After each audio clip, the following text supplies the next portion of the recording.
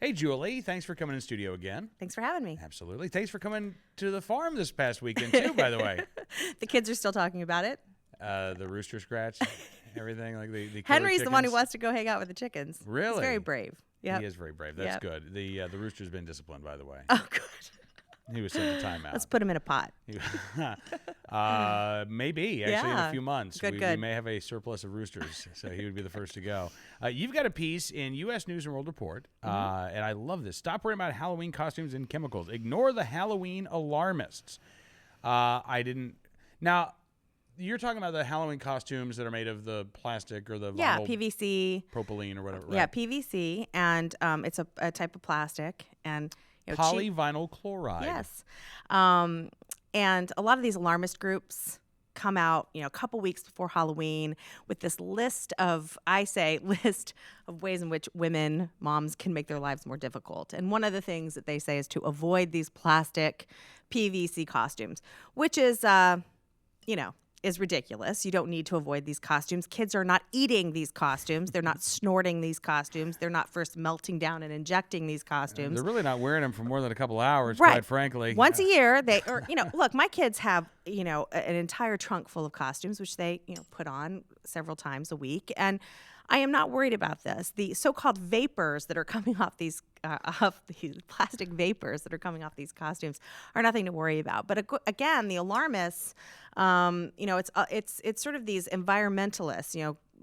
Global warming isn't such the hot topic nowadays. They can't fundraise on global warming as much anymore. So they've switched their attention to common products and a lot of times chemicals that are in these products. They really want to regulate the chemical industry. So they're trying to scare women and parents about products that are made of plastic. And what better way than to say your child is being, poisoned by their Halloween costume. So again, if glow sticks? Oh yeah, this is another thing. They say that kids shouldn't wear glow sticks because it's too muech fun. Because yes, right? Well, they are Debbie Downers, these alarmists. But they say glow sticks because glow sticks have chemicals in them.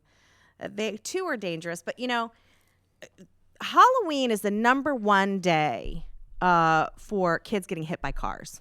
Okay, look at the CDC statistics.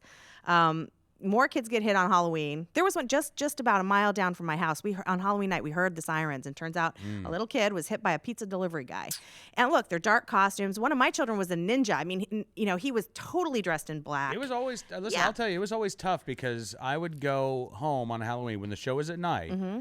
I would go home, and then I'd have to come back, and I usually leave around 7:30, and it was dark. Yeah. And I'm going, 3 miles an hour through the streets, Too right? fast, But right. but you're right. I mean, it's scary. You don't want to be driving on Halloween.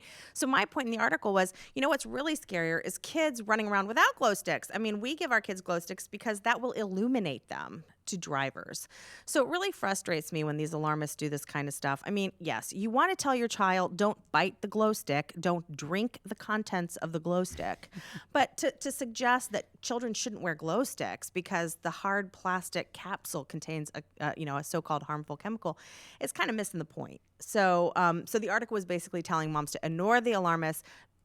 Trust your judgment. I think common sense sort of rules in these cases. Trust, if your kid's only going to wear a plastic mask one day a year, I don't think there's a lot to worry about. Yeah, and if your kid's wearing a plastic mask every day, it's really not the chemicals you need to be worrying about, right? Probably some bigger issues there to be addressed. If they are eating their costume or snorting their costume, there are bigger problems indeed. Very good point. Thank you. Exactly. Next year, can you write a piece on don't hand out toothbrushes on Halloween? Don't be that parent. Yeah, no, I agree. I mean, there was the woman who which I don't know, was it a hoax? There was some discussion of whether the woman's handing out obesity, your child is obese and doesn't deserve candy, was a hoax. But really? There was a story of, I'm sure you heard about it. We've talked about it. Yes, absolutely.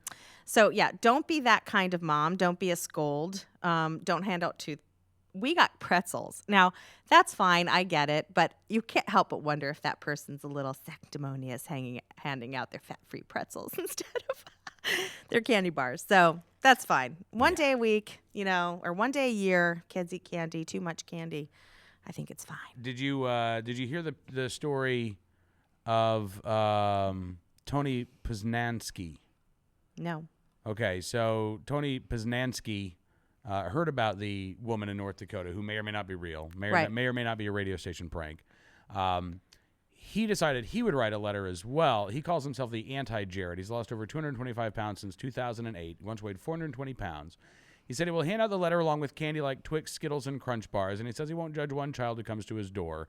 He said he struggled with obesity issues as a child, and he wished he would have been built up instead of made fun of for being fat. Giving candy out is not promoting obesity, he says. Giving apples out is not promoting health. Giving anything out is participating in Halloween. Halloween is not about the candy as much as the experience. Right. I like this guy. Yeah, I like this guy too. And look, that's the thing. It's a day of celebration, of hanging out with your neighbors, of dressing up. Kids, this is role playing. This is really fun for them. You know, it gets their imaginations going wild. My child was a ninja all day, and I had Obi-Wan Kenobi, and I had Superman. I mean, this was fun for them. It's not about, the candy, which they ate far too much. I don't put many limits on them that night. It gets to be around their bedtime. So, Right. I'm not going to let them eat till they get sick, but they can have, they can go through their buckets and pick out what they want. And then, after that, they get a piece a day, and then I end up throwing some of it away or donating it. But You can donate it to me. you can. I should. Particularly anything with peanut butter and chocolate. Yes, okay. And bacon and chocolate. And bacon. Yes. Well, Christmas is coming. That's and the chocolate bacon toffee is soon to be here. Excellent. All right, Julie, appreciate you coming on the show today. And one more piece on Halloween. Right? Yeah. At IWF. Yeah. I wrote, this had something more to do with listservs, which we've talked about on this show very quickly. We talked about Molly Hemingway's piece in The Federalist on listservs and how annoying it was. This was another one that a neighborhood near me, someone sent this to me. Someone wrote on the listserv, try to be sensitive on Halloween and remember that the child who grabs more than one piece might have, fine motor skill problems. The child who grabs more than one might be dealing with, poverty or hunger. And it was just this list of things that people should consider what might be wrong with these children before judging them. And, it's just everybody has a diagnosis. Every child has, there's something wrong. We must be so considerate. So it's just kind of nauseating, frankly. Here's the thing. Let's say. Just calm down and give out a piece of candy and shut up. Well, that's the thing. And of all of those things, litany of excuses, perhaps with the exception of, the kid doesn't have fine motor skills, which, by the way, I would think that'd be pretty apparent, right? All of those things are excuses. Yeah. They're not justifications for poor manners. Right. And it's just a simple matter. Now, listen, we just shamed the woman who wanted to write the letter. Yeah. But there's a difference between handing out a letter instead of a candy bar because you think this kid is moderately obese, and saying, hey, we just take one, or, if you'd like two, you have to ask for two. What do you say? Please, thank you. Yeah. By the way, that's not taking a village. That's just I'm a grown-up, and when these little children talk to me, as they do other adults, I expect them to have some manners. Yeah, I just wish people would calm down and just enjoy a holiday for what the holiday is supposed to be and not try to sort of dig deep and find the greater meaning in these things. Right? Shut up. If the kid roots for the Malomar bar, please keep in mind he may have a fragile psyche of his own, like that of a marshmallow. However, if the child reaches for a Snicker bar, or a you're Kit right, Kat, exactly, right? What does it mean? Right, what does it mean? It's supposed to be fun. And again, this is what I wrote about was these are the holidays which alarmists love. They're very nervous about happiness and fun and candy and sweets and imagination, and they just get, and people doing completely outrageous things like giving candy to children.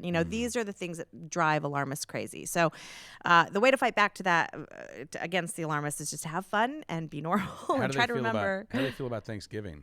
Oh, I'm sure they hate it. It's a gluttonous holiday. No control. So many carbs. I'm sure that we'll start tracking that next. All right, please do. All right, We will. Julie Gunlock with the Independent Women's Forum. Thank you for coming to the studio. It's good seeing you again. Thanks for having me on. And we'll see you soon.